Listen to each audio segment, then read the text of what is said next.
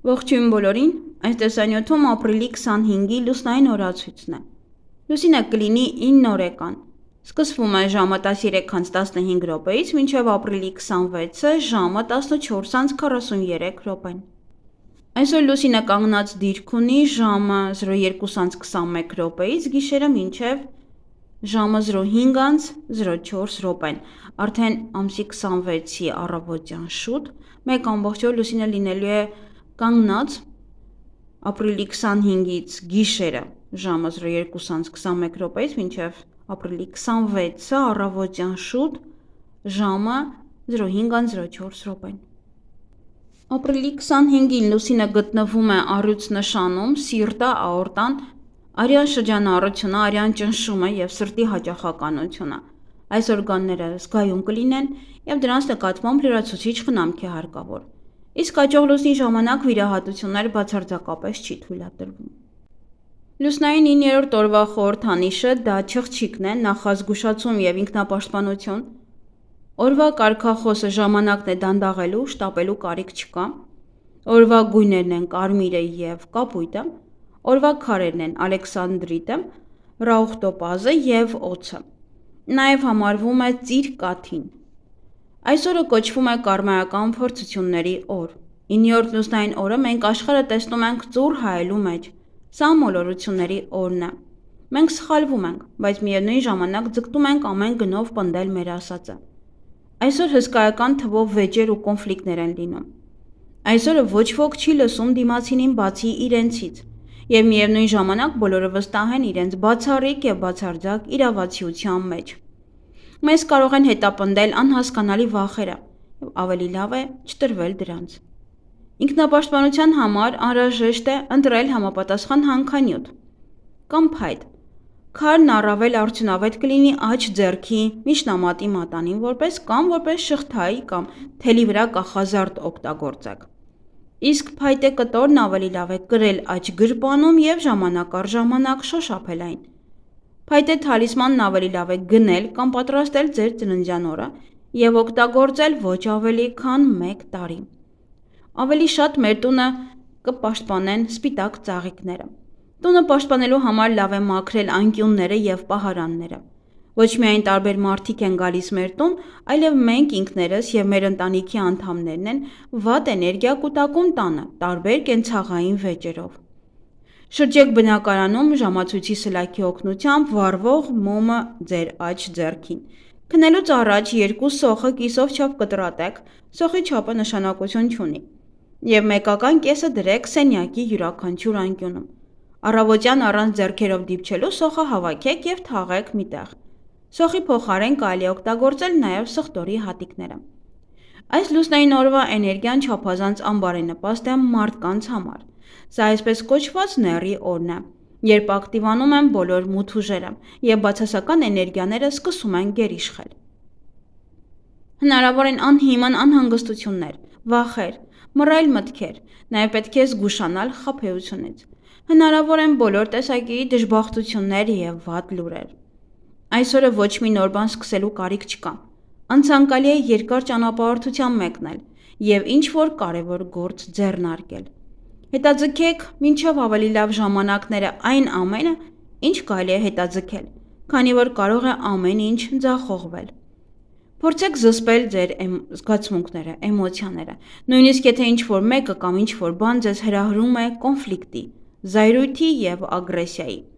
Մի փորձեք ինչ-որ մեկին ինչ-որ բան ապացուցել, պաշտպանել ձեր կարծիքը։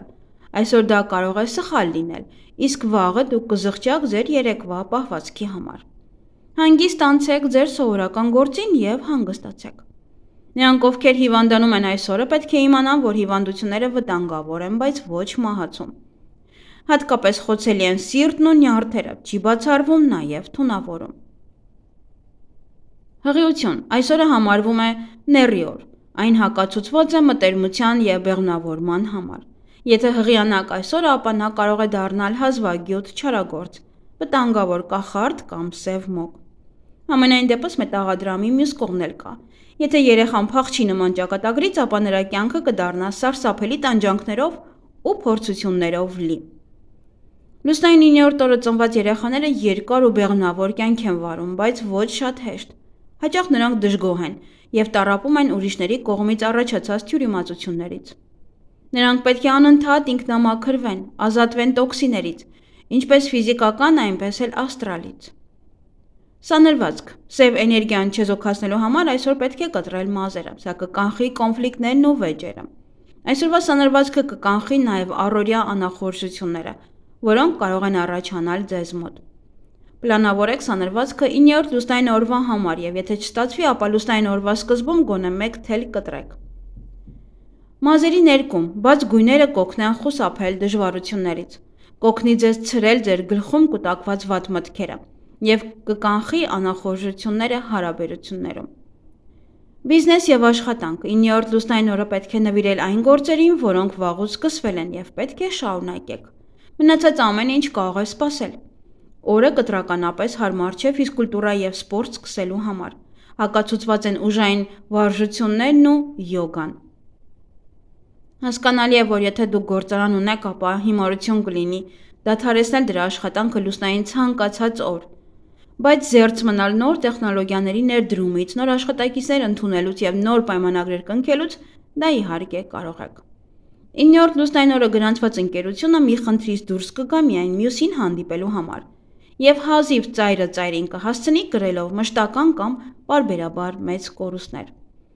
Այս լուսնային օրերին դժվար է ներդաշնակության հասնել, ինչպես գործնական, այնպես էլ անձնական հարաբերություններում։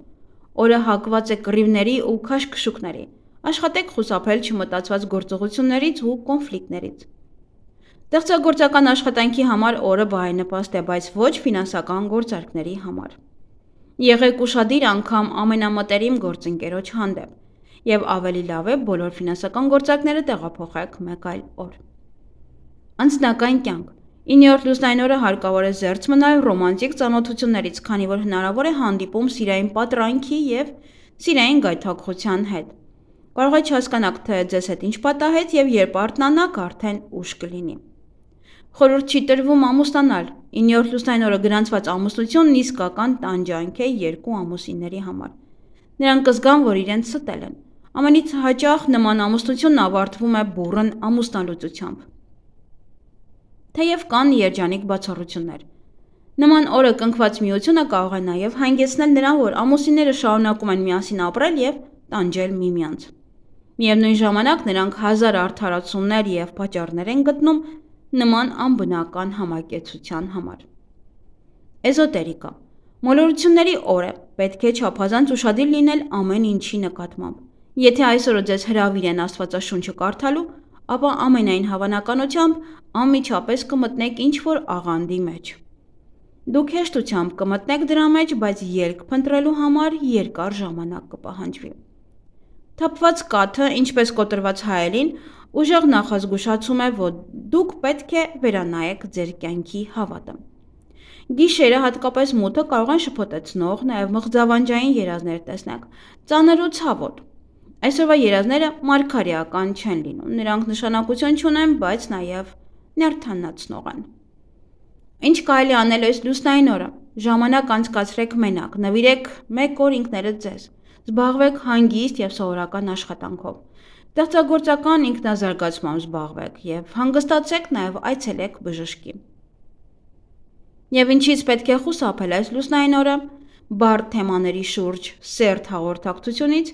նոր նախագծերից, աշխատանքի փոփոխությունից, ֆինանսական գործարքներից և ծանր ֆիզիկական ծանրաբեռնվածությունից։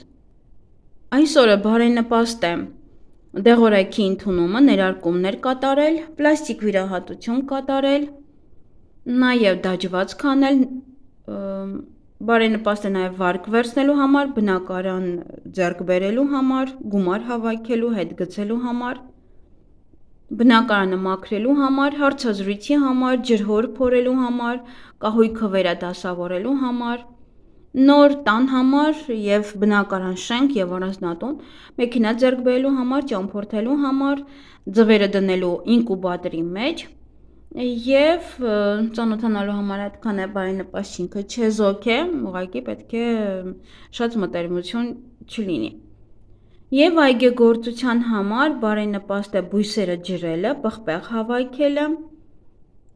բարենպաստ է մանյացնել վարունգը, բազուկի տնկում խնձոր հավաքել, բույսերի համար է լավ, չգիտեմ դա ինչն է, հատումներ, պահպանություն,